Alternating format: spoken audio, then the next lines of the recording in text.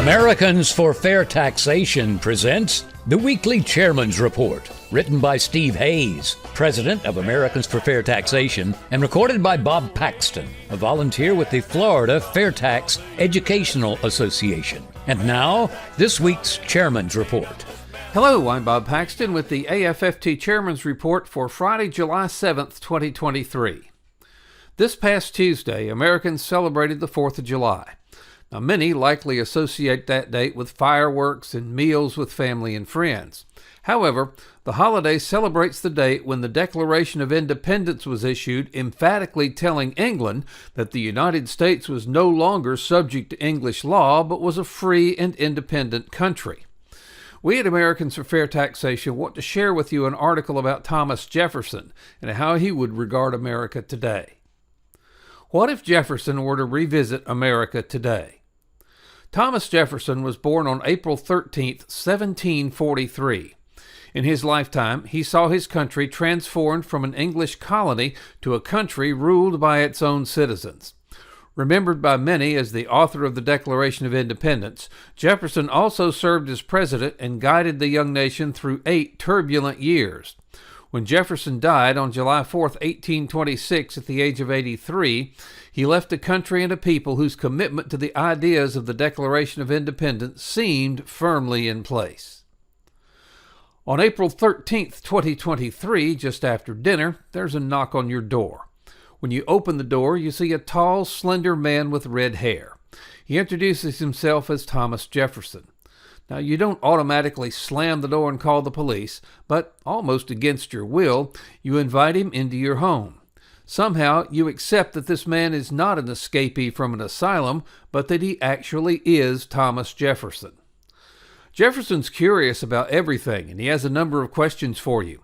He marvels at all the new technology in your home. He insists on a lengthy explanation and demonstration of all the appliances and computers in your home. Amazed at how quickly he understands the new technologies, you suddenly remember the statement made by President John Kennedy when he hosted a gathering of Nobel Prize winners at the White House. President Kennedy said, "This is the most extraordinary collection of talent, of human knowledge that has ever been gathered together at the White House, with the possible exception of when Thomas Jefferson dined alone." Jefferson's attention is drawn to your dining room table and the numerous complicated-looking forms with numbers like 1040 or W2 and 1099 on them. He politely asks, "What are you doing?" You feel a bit uncomfortable, almost as if you have a guilty conscience, but you aren't sure why. You answer, "Each year on April 15th, Americans are required to file an income tax return with the Internal Revenue Service, a branch of the Treasury Department. On this return, we are required to list the sources and amounts of all of our income. The amount of income determines the percent of tax we pay. The higher the income, the higher the tax rate." Then you continue, "However, the government has tried to make it simple. All Americans who work for others are required to have an estimate of their tax deducted from their earnings before they receive their pay. We call this withholding. Also, the law requires us to place our Social Security number on our bank accounts.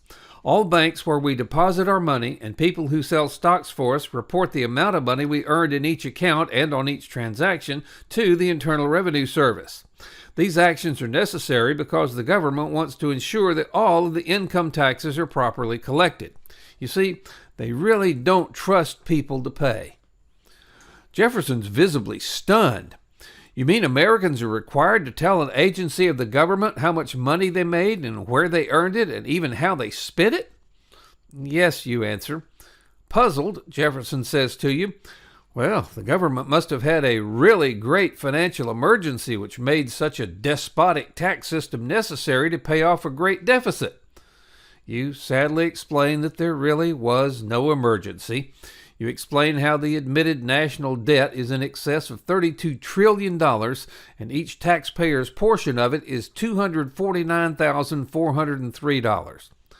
Jefferson says, mostly to himself, "In my second inaugural address, I warned that we must meet all of the expenses of each year without encroaching on the rights of future generations by burdening them with the debts of the past. All of us had seen the devastating effects of a national debt. Then Jefferson asks you if you really said that the more money you earn, the higher your tax rate. You slowly confirm that this simple fact, yep, strangely, it no longer seems harmless. In a sad voice, Jefferson says, "When we wrote the Constitution, all of us knew history. We knew that great civilizations began to decline when they introduced direct taxation, like this income tax. In the Constitution, we restricted direct taxation because we knew it would yield the same result experienced by other nations using direct taxation, namely, erosion of individual rights and the oppression of the minority by the majority because it could use its political power to use the government to steal from the minority through direct taxation on some and not all." Then Jefferson says to himself, "How can this be? Have Americans forgotten history?" You look at this man who, together with a few others, so eloquently gave birth to the idea of freedom that has pervaded in the United States for most of its existence and is now being echoed around the world today by countries throwing off despotism. Now, embarrassed and truly ashamed, you explain that Americans, like sheep to the slaughter, meekly went along with each new law that stripped away more and more of their freedom. Prior to World War II, Americans were required to calculate and pay their federal income taxes they owed, for the most part, once a year. In World War II, Americans agreed to income tax withholding as a temporary measure to help win the war. Of course, withholding was never ended, and it's become a permanent feature of our income tax. Then came the plausible rule that our Social Security number should be on all of our bank and investment accounts. In this way, the government ensures that no one evades reporting the income they earned in their accounts. Of course, then came the rule that all bank accounts and investment companies should file information returns and that most transactions should be reported to the government. You state that the income tax rules are incomprehensible, that no one fully understands them, but the taxpayer is still responsible for compliance. You tell him that in tax matters, Americans are guilty until proven innocent. You explain how an agent of the government can come into your home and inspect all of your checks and papers and ask you to explain the purpose of each check. If the agent decides that you have not fully complied with the incomprehensible tax code, he can arbitrarily decide that you owe more tax. And if your taxes are not paid, your bank accounts can be seized and your home and other properties auctioned off to pay a tax debt that you might not even owe. Our people fought a revolution because of government intrusion far less than this, Jefferson says. It's inconceivable that any of us would have tolerated this type of government tyranny. A government that has to enforce a tax on its people that they will not willingly pay is a government that should be immediately overthrown.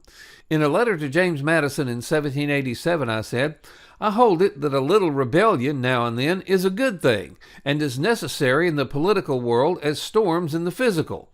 It is medicine necessary for the sound health of the government." Are you sure that I'm in the right country? There must have been a revolution. Real Americans would never have given up their rights without a fight. Seeing your bowed head, he knows the answer. There was no revolution. Now, deeply ashamed, you try to excuse yourself by explaining to him that people who refuse to obey the tax laws are often sent to prison, sometimes for 25 to 30 years. Jefferson just stares at you. In a low, anguished voice, he says, "Is this what we risked our lives for? We thought we were giving future generations a free country ruled by the people for the people. You have freely submitted to despotism much worse than we faced when we rebelled against the King of England. You may think that you're free, but that is because you choose not to see your chains or the walls that imprison you. No, my friend, you do live in a prison. You work for the government, not for yourselves. Your ancestors wouldn't know you. I'm sorry for my country, and I'm sorry for you." Without another word, Jefferson walks out the door. As you see his tall figure disappear into the mist, you are sadder than you can remember ever being. Now you must admit to yourself what you've been trying to explain away.